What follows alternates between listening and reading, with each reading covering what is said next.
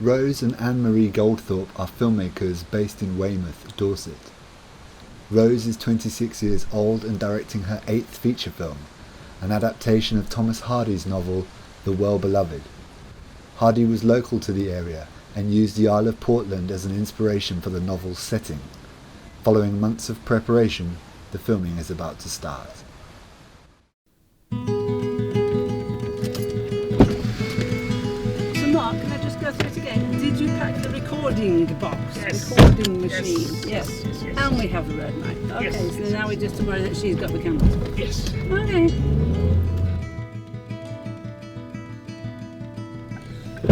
Hello, boss. Hi. Oh, Christ. We got some cameras. Hello. I noticed. If it's not a rude question, where can I stick all of this? You're sitting there. This is a rude question, I sorry. don't know, you're sitting there. Yeah, okay. On your knees. Right. Give me a minute. Let's do like Oh a- my. Dad, just because you mentioned something about filing, we're probably going to have 3 different sets of sound files today. Well, probably not 3, just simply because I'm going to be shooting on 2 iPhones and I'm using the Rode sound gear because we've got mic turning up.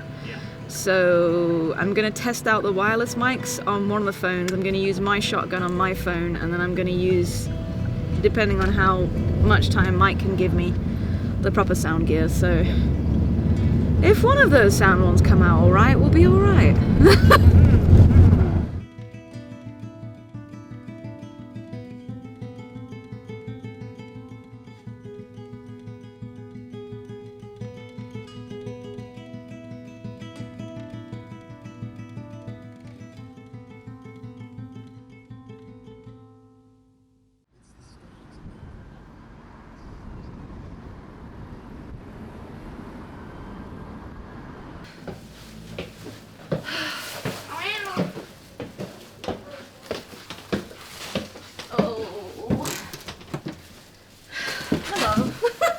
Not film my shame, you know.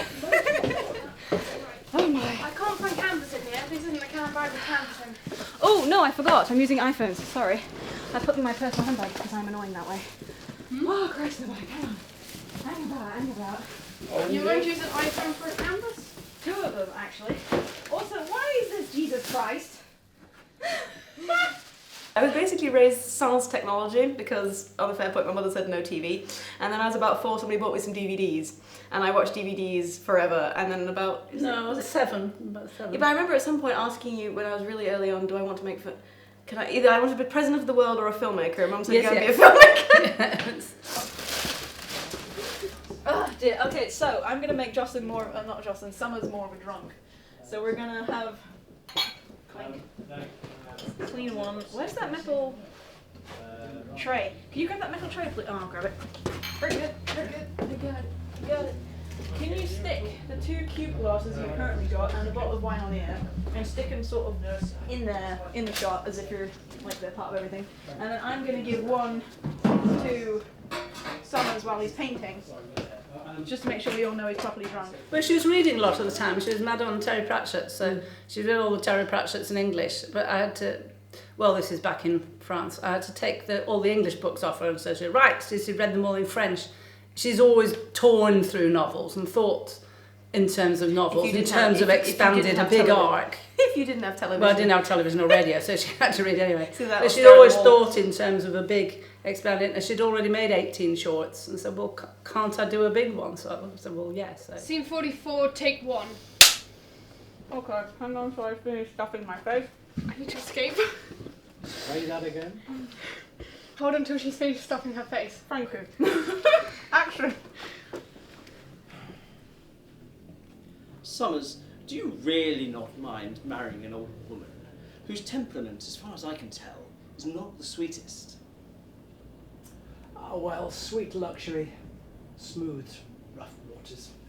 But do you actively desire her, though? Her money, yes.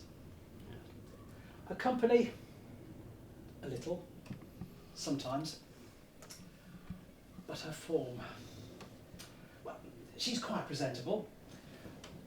And she looks very well in her Paris gowns. My Avis would look very well in her Paris gowns, but she is also sweet-tempered.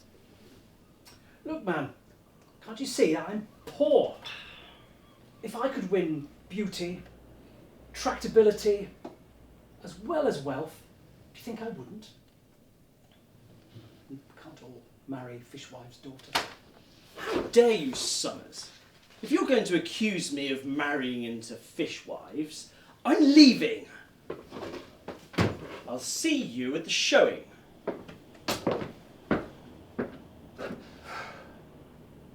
Cut. My dad bought me a big Panasonic Handycam thing. For Like, 50th birthday. Yeah, the actual camera part was this size, but because we wanted to look professional, we bought something that was Great big plastic thing from Hong Kong. It looked really good. Yeah.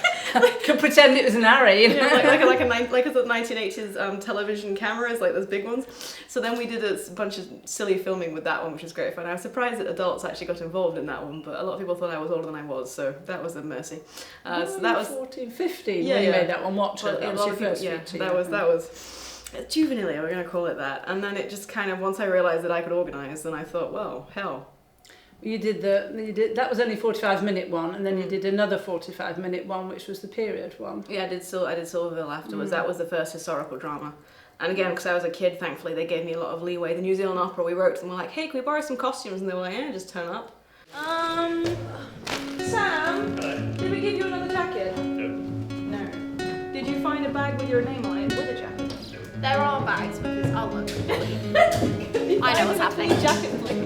Right, okay, so now I need to figure out how to shoot this entire scene without showing this back end of the room. Scene 46, take one.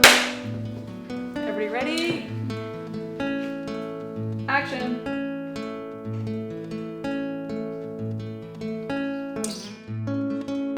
Okay, right, so we have done today. Let's see my list. I have notes. I'm actually keeping notes for once. I never normally keep notes. I'm impressed with myself. This will stop. The next time we're filming. It'll be gone. Okay, scene 14, then we did 21. So that one, and that one, and then we did the shot for scene 19. We did the shots for 19. My problem that I have is that with scripts, you see, is that obviously because I'm not paying, I can't pay for the rights for scripts. And most folks who write scripts, well, that were comfortable with me making them, were very, not really, my vibe isn't very edgy, serious, you know, cool, swearing, smart scripts. I just like silly little balls of fluff. And the problem is that there weren't many people that were writing silly little balls of fluff that wanted me to film them, especially when I was 15, 16. So I was writing my own scripts. But the problem that I have, as you might have noticed, I like the sound of my own voice, which means that writing short scripts, and then also the idea of, because stories, I mean, most short films either don't have a story at all, and they're basically like an exercise in creative camera work or beautiful, you know, amazing shots, or they're a teaser for a longer story, or in the case of extremely skilled people, they manage to fit a good short story into 5 minutes. It's like, I'm not that skilled. Like, Yeah, we probably should light that candle. unless you have like two buddies who want to make a short with you, trying to find people to do shorts is hell. Whereas for some peculiar reason, if you drop feature films on people, they're like, yeah, I want to be involved in a feature film. And I've discovered that the more bonkers my initial premise, the few people that do buy into it wholeheartedly. Whereas if I was like, I'm gonna do a historical drama feature film on an iPhone with no budget on random weekends, the few people that go, I'm intrigued, you usually turn up, you know?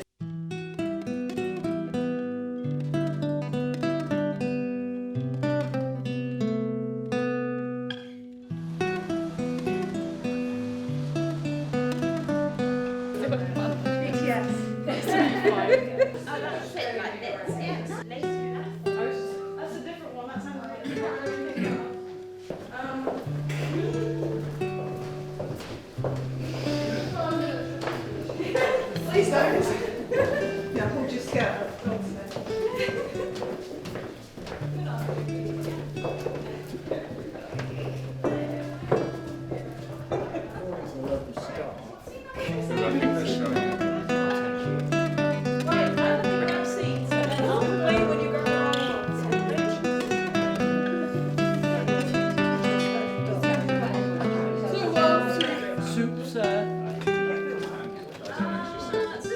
No, but we go like this and go for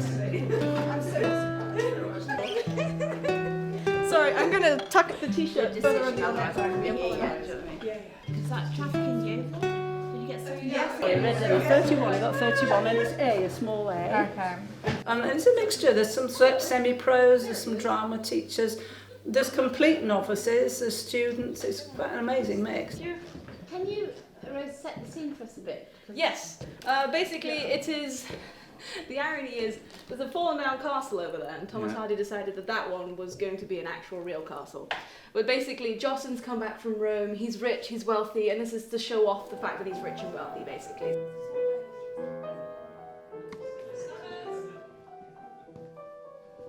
A neighbour of mine who was involved in quite a lot asked me if I'd come along to one of their filming sessions 2 years ago, and I played a magistrate in The Three Strangers, and I got the bug basically. It's something that's been missing from my life, can't explain it, and I'm an old man now as well, so. Because I've joined an amateur dramatic society and been on stage and sung and all that kind of stuff as well, joined other groups, and yeah, it all feels really great.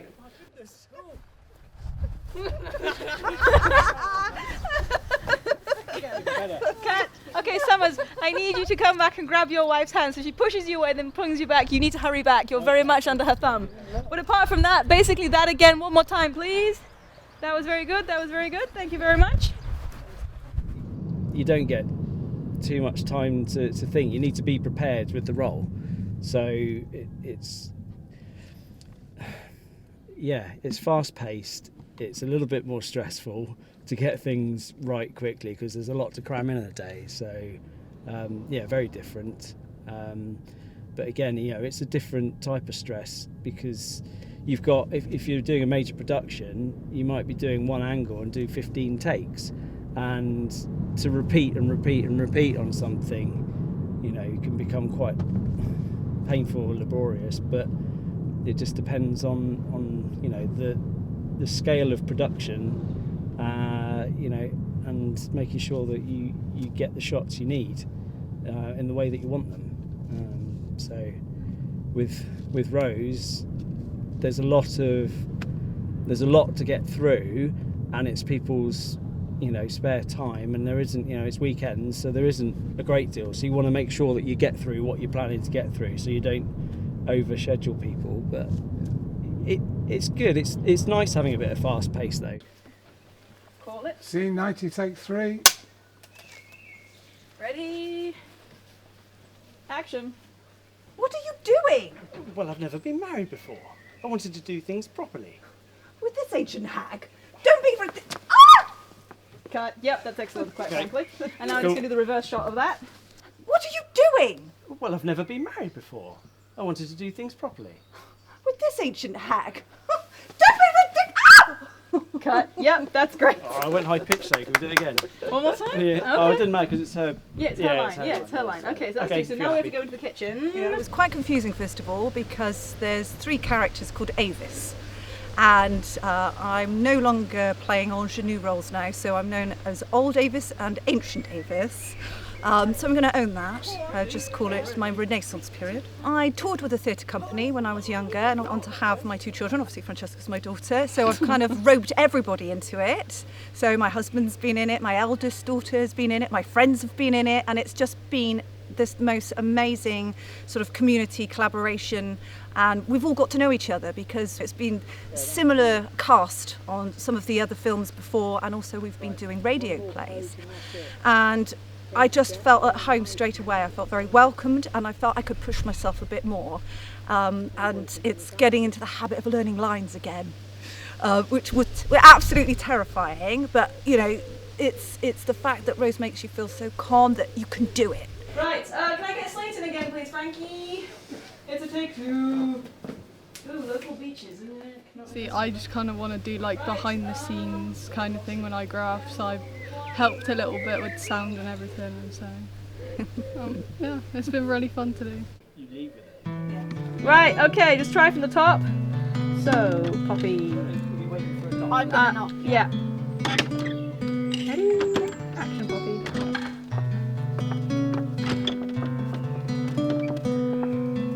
Hello, Mr. Pearson. I'm glad to see you're feeling better.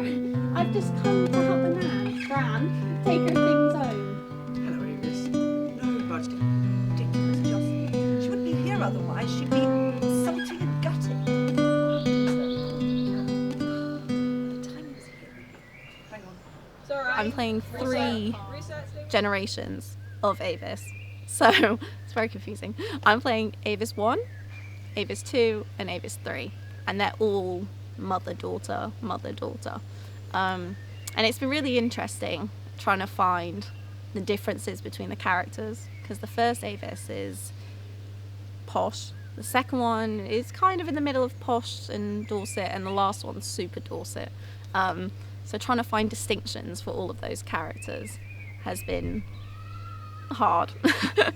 But what I've tried to do is we've got different hairstyles and different tones of voice, so just trying to work out what the characters are like. So the first one is quite headstrong, where compared to the last one, who's not really got brains.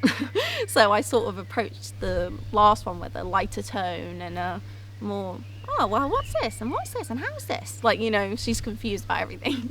Where the first one is a lot more headstrong and sure of herself. So hopefully, I'm hoping that'll differentiate them, but obviously we're not using like prosthetics or anything, so it will still look like me at the end of the day.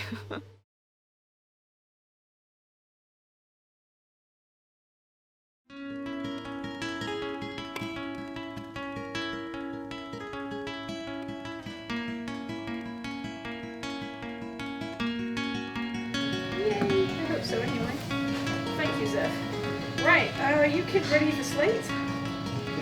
Yeah. You don't want to let go of it? Right, okay, camera rolling. First speed.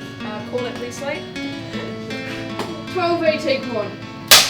Thank you very much. Okay, wait for me to do the lights. Well, the lights, cough. Hope that does something in life. I think the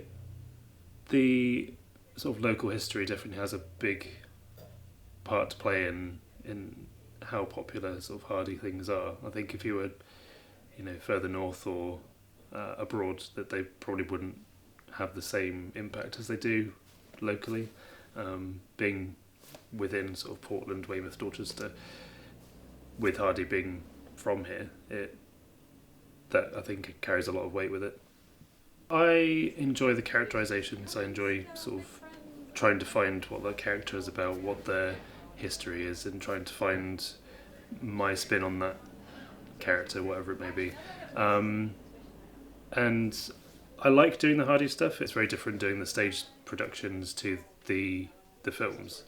But I like the stories. I like getting the characterizations for those stories and being able to put it on as a show for other people to experience. It's yeah, I enjoy that. Which position You know, we can just use the hair. What are we doing? Also, she has the wrong shirt. No one knows. Are you dressed as... What's happening? Sorry. What's going on? Flip-flop scenes. Did you? Anne-Marie has given you the wrong shirt for Mrs. Caro. It's quite a niche, this. You know, it hasn't, you know, obviously you've got things like Bridgerton and all that, you know, coming in that have been quite fashionable and you know, popular to watch. But actually Hardy went out of fashion for a bit. I mean, I think what people fail to see with Hardy as well, you can be seen as quite dark and maudlin and depressing, but it's not. There's elements of humour in it. I'm so sorry. Yes, I absolutely. And Jocelyn, it's a no. No. Yes. Yes. No! I mean, the new Hardy Players is a totally weird thing. There isn't an equivalent in the rest of Britain, because Hardy, in his own time... Set up his own Well, he didn't set it up. The locals did in Dorchester. They said, oh, can we make some of your novels into plays? And he said, yeah, okay. And then they pulled him in and they got him involved. And really, it's astonishing. You had the butcher, the baker, and the candlestick maker in Dorchester taking these novels and turning them into not paid, just theatrical plays for Amdram. They're out here writing fan fiction, and then but involving the original author, which is great. And then he put the plays on at his house and down here, plays, So what happened? That went on for years, and it fell apart in the 70s or 80s. It finally petered out. The Hardy players petered out. And then there was one very old lady coming up for 100 locally, and she said, "Oh, I used to be in the Hardy Players."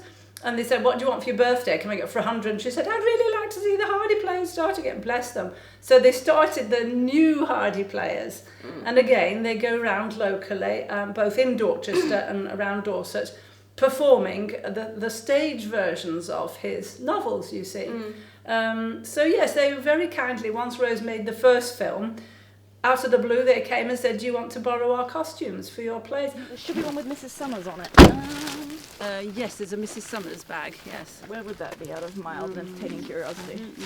What's the blue Is one? that on there? Ooh, Summers, that orange one. Summers Girls, there's a Summers Girls hats. Okay, close enough, halfway there.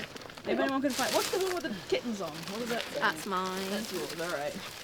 I do believe. I made that up.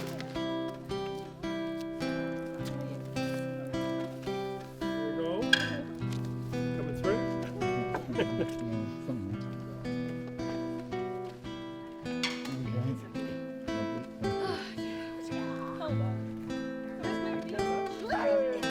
Oh no! Oh! Okay, so I'm going to chat with Anne-Marie because that is not a viable thing we're going to be going up and down on regularly. Only an hour late so far by the time we get there. Yeah, well, if you listen to my advice. Your advice is no good. A tiny little oak cove will be useless. It's full of beach huts. It's the middle of July. It will be heaving with people.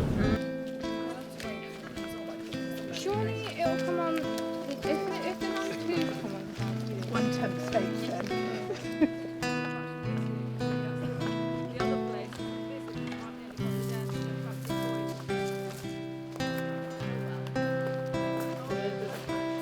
It's Reagan. What time is it? 10:12. Oh. You have to put it a lot. Painful. Okay. Yep. Cool. And camera rolling. Touch speed. Call it. Scene 27, D1. Thank you very much. And of course the speedboat has to come fast. Thanks. So you go first, and then you ladies come like Ando. 4 or 5 paces behind them. The masters have written these, we're nobodies. We might say, yes, we're cutting it down, so we're going to foreshorten some of the travelling bits or whatever, but we keep the basic story, the basic arc. We keep those characters. And I also try and keep the dialogue. And it's interesting because a lot of them, A, they're out of copyright, yes, and B, there's not many of them. So ladies, remember, when he fully gets out of the when he gets partially out of the water, you can see the fact he's wearing a stripy bathing suit. I need cackling and hooting. Woo-hoo! Ready? Oh yeah, and Poppy, you have to wave at him because he's going to wave at you. Kids ready? Hang about. Camera rolling, sound rolling. Touch speed. Scene 35, take 1. Ready? Action.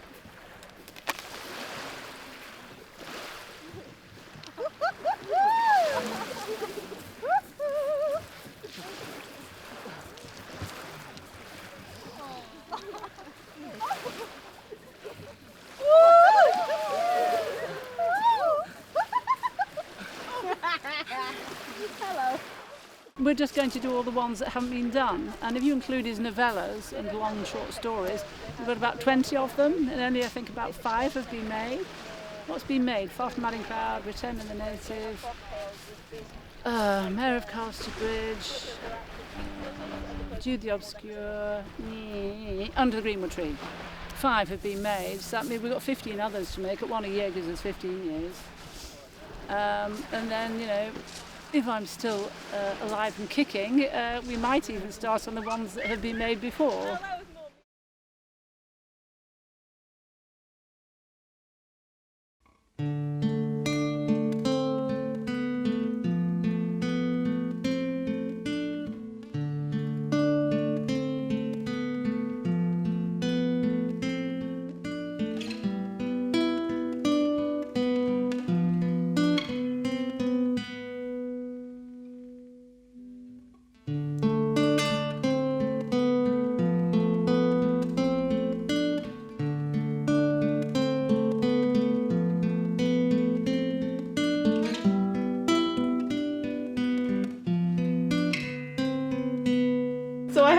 you know, I have all the scene number folders, and I have folders labeled things like Joss sits on a rock chair and pieces of stone.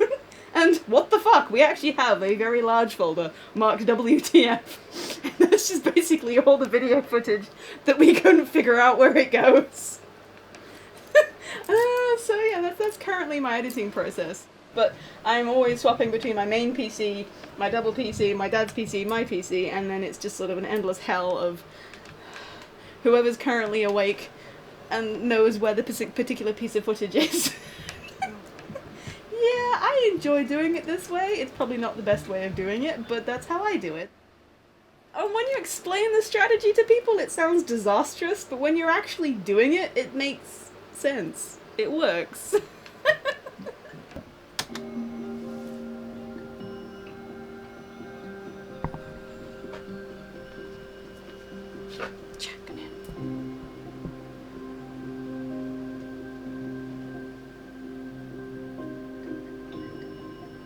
I go through and try and roughly edit them, and then I keep going back through with a fine-tooth comb and fixing all the messes. I'm trying to not make it too messy, because obviously that means I have to keep going back. But, I mean, for example, scene 1 that I've been doing, that's fully got music and Foley, and I just need to make the credits look pretty on it, and add, I think, 10 seconds of footage that I just recently took, like, yesterday or the day before. Editing one scene, because they're only a minute long, it takes me like half an hour once I get going. What takes the time is to get going, basically. Trying to get it all together and trying to get your brain so that you can actually edit it correctly without it being like, I don't want to do this! Yeah, that's one of the ones that's on Dad's PC. So this is the one where their shirts don't match. So Poppy has shirts with actual poppies around her neck, and Caro has a white shirt on. And then in the scene that says Dad, she has a completely different shirt. We also will probably have a few scenes where like the footage just was not good and we can't salvage it. That almost always happens. Or like the sound is so bad that we can't fix it. Obviously because you're shooting on Portland, which means it's windy as hell.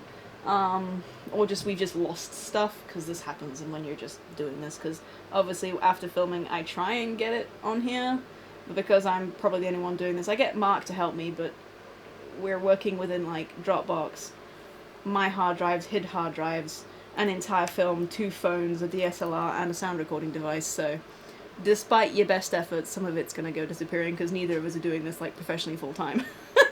And usually after filming I'm dead for the next 2 or 3 days, so it's not like I'm coming in like, ah, load it and we put it up, but there's always 1 or 2 bits that just go missing in the filing. Tell me more.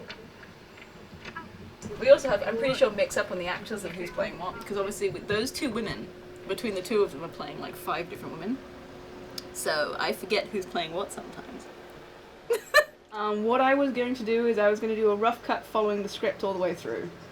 And then I was going to try and watch it and see how confused I am after having edited it. And I'm probably going to have to find someone who's never seen any of this before and make them watch it and say, how confused were you, my child? Don't talk about all the jump cuts and all the other problems with this film, but like plot-wise, did you get that they're separate people? Or do I need to explain that?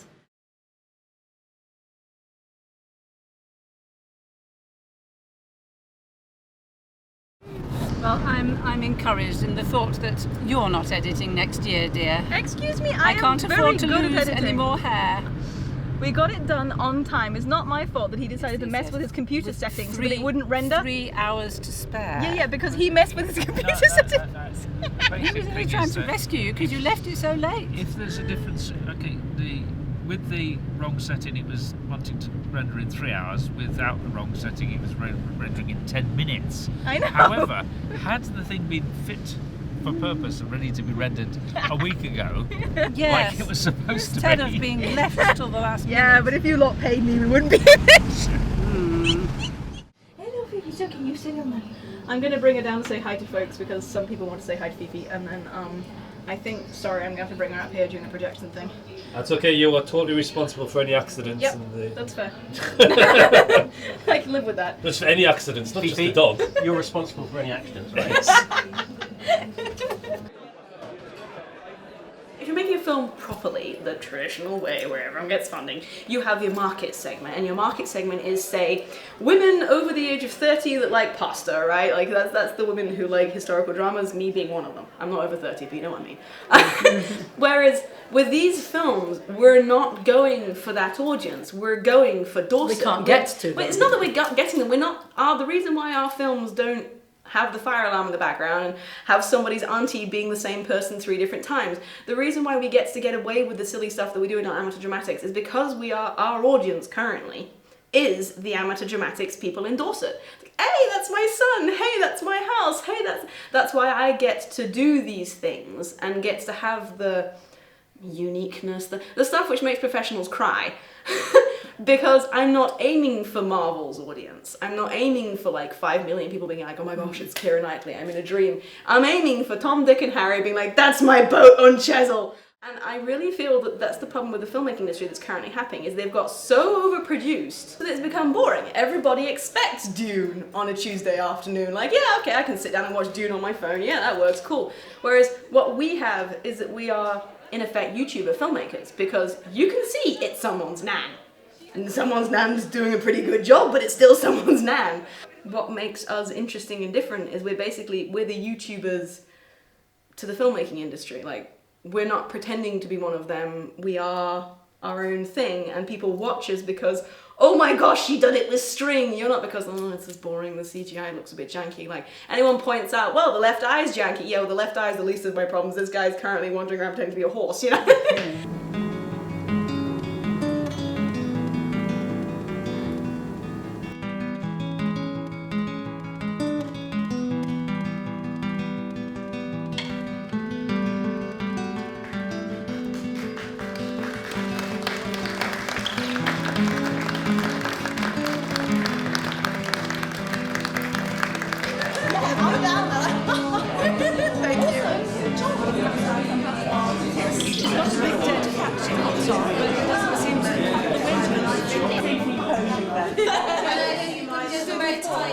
What you don't get from watching the film is every moment there's a challenge. It's crazy. I think Rose tries to plan everything as much as she can.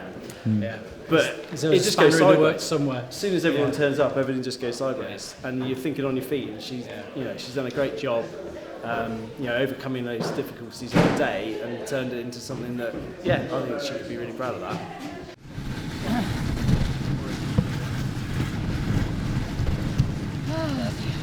Well done, girl. Well, no one seems to be angry at me. So. No, fancy Jane coming all the way from Bristol. Gosh, that's amazing. She's driven down from Bristol in this to come to the... Isn't that good of her? Gosh. I mean, most of it makes sense once you properly sit down to look at it. Like, you need a camera, you need some lights, you need some people, and then you need a shooting schedule, and you need to organise stuff. Like, it's sort of... Once you get going, you kind of get forced into the way in which we've done it for the last 100 years simply because it's the best way of doing it. A lot of people miss the point that in the end, the whole thing is a dumpster fire. Like, I mean, the entire reason why the Paramount and that lot started was because a bunch of guys stole cameras from, I think it's like Edison, and went to the other side of America so that he couldn't sue them. Like, we started off as a bunch of maniacs, and filmmaking is always a bunch of maniacs. But there's a lot of people that are desperately trying to pretend that we are professionals and not maniacs, so they get paid. So when an actual maniac comes along, they're like, oh, get it out, you know?